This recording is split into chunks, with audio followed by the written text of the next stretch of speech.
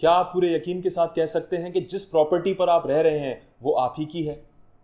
जाकर land record check कीजिए, कहीं आपकी प्रॉपर्टी वक्फ बोर्ड के नाम तो नहीं हो गई है। मैं ऐसा इसलिए कह रहा हूं क्योंकि अगर भारत के सबसे अमीर आदमी मुकेश अंबानी के 27 मंजिला आलीशान महल एंटीलिया को वक्फ की प्रॉपर्टी बताया जा सकता है, तो भारत में रहने वाले आम लोगों का तो भगवान ही मालिक है। जी हां, मुकेश अंबानी के घर पर भी वक्फ बोर्ड ने दावा ठोक रखा है। अभी कुछ ही दिनों पहले की बात है कि पटना से करीब 30 किलोमीटर दूर गोविंदपुर नाम के पूरे गांव पर ही सुन्नी वक्फ बोर्ड ने अपना दावा कर दिया। गांव के लोग काफी परेशान हैं और इसी तरह की परेशानियां भारत के अलग अलग हिस्सों में देखने को मिल रही हैं।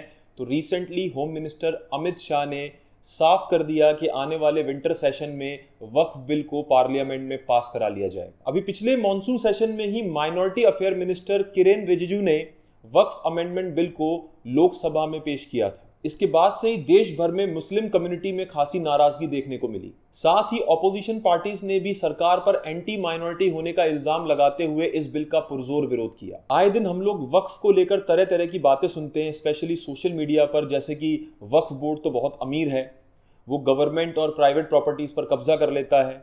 तो आज के इस वीडियो में हम जानेंगे कि एक्चुअली में वक्फ होता क्या है, इसके लिए कानून क्या कहता है, इस बात को लेकर या इस मुद्दे को लेकर पूरे देश में इतना डिस्प्यूट क्यों है और सरकार इसमें बदलाव क्यों लाना चाहती है। कोई भी मूवेबल या इमूवेबल प्रॉपर्टी जिसे आप रिलीजियस या चैरिटेबल पर्पस के लिए दे देते हैं उसे वक्फ कहते हैं। इस्लाम के मुताबिक ऐसी प्रॉपर्टी अल्लाह के नाम पर लोगों की भलाई के लिए इस्तेमाल की जाती है, जैसे कि उस प्रॉपर्टी पर एजुकेशनल इंस्टीट्यूशन या फिर कोई शेल्टर होम या कब्रिस्तान या मस्जिद बनाई जा सकती। डिफेंस और रेलवे के बाद वक्फ बोर्ड भारत में तीसरा सबसे बड़ा लैंड होल्डर है। एक नॉन मुस्लिम इंडिविजुअल भी वक्फ कर सकता है, पर उसके लिए उसे इस्लाम प्रोफेस करना होगा।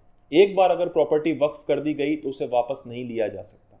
अब वक्फ को लेकर क्या रूल्स और रेगुलेशंस होंगे, इसके लिए 1995 में वक्फ एक्ट बनाया गया। इस कानून के मुताबिक हर स्टेट में शिया और सुन्नी के सेपरेट वक्फ बोर्ड होते हैं। वक्फ बोर्ड में एक चेयरपर्सन के अलावा मुस्लिम एमपीज और एमएलएस, स्टेट बार काउंसिल के मुस्लिम मेंबर्स और इस्लामिक स्कॉलर्स होते हैं। वक्फ प्रॉपर्टीज को मैनेज करने की सारी पावर्स वक्फ बोर्ड के पास होती है। इसके अलावा देश में एक सेंट्रल वक्फ काउंसिल है जो सभी वक्फ बोर्ड्स को सुपरवाइज करती है। ये काउंसिल सभी स्टेट वक्फ बोर्ड से उनके फाइनेंशियल रिकॉर्ड्स और रिपोर्ट्स मांग सकती है। अगर किसी वक्फ प्रॉपर्टी को लेकर कोई डिस्प्यूट है तो मामला वक्फ ट्रिब्यूनल में जाएगा, जिसका डिसीजन फाइनल होगा। अब जानते हैं कि सरकार इस कानून में बदलाव क्यों लाना चाहती है।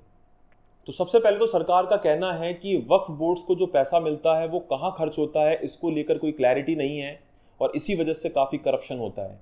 तो नए कानून के मुताबिक सरकार वक्फ बोर्ड्स में ट्रांसपेरेंसी लाना चाहती है। दूसरा, 1995 के वक्फ एक्ट के मुताबिक अगर वक्फ बोर्ड को सिर्फ ये लगता है कि कोई प्रॉपर्टी वक्फ की है तो वो उसे अपनी प्रॉपर्टी डिक्लेयर कर सकता है। अब अगर वो प्रॉपर्टी किसी व्यक्ति की है तो उस व्यक्ति को खुद ये साबित करना होगा कि कानूनन ये प्रॉपर्टी उसकी है, यानी कि बर्डन ऑफ प्रूफ, मतलब सबूत जुटाने की जिम्मेदारी उस व्यक्ति की होगी। अब ये बात हमारे कानूनी उसूलों के खिलाफ है, जिसमें बर्डन ऑफ प्रूफ यानी कि सबूत जुटाने की जिम्मेदारी सरकार की होती है, ना कि किसी व्यक्ति की।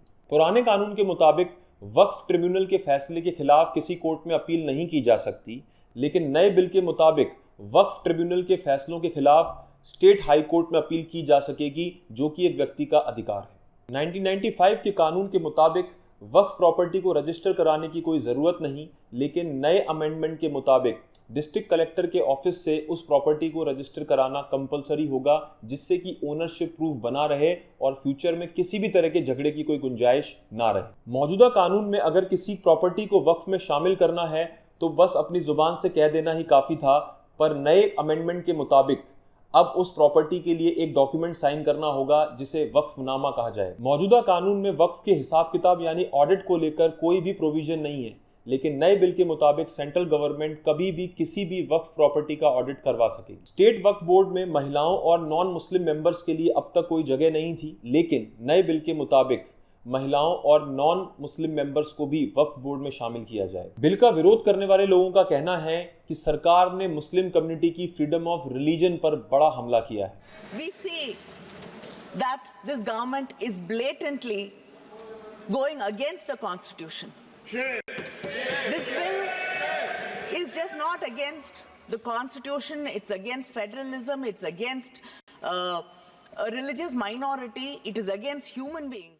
उनके मुताबिक नॉन मुस्लिम मेंबर्स को इस्लामिक धार्मिक परंपराओं और कल्चर की गहराई से समझ ना होने की वजह से बोर्ड के कामकाज में काफ़ी परेशानियां आएंगी। तो इस मुद्दे को लेकर आप लोगों की क्या राय है, हमें कमेंट सेक्शन में ज़रूर बताइए।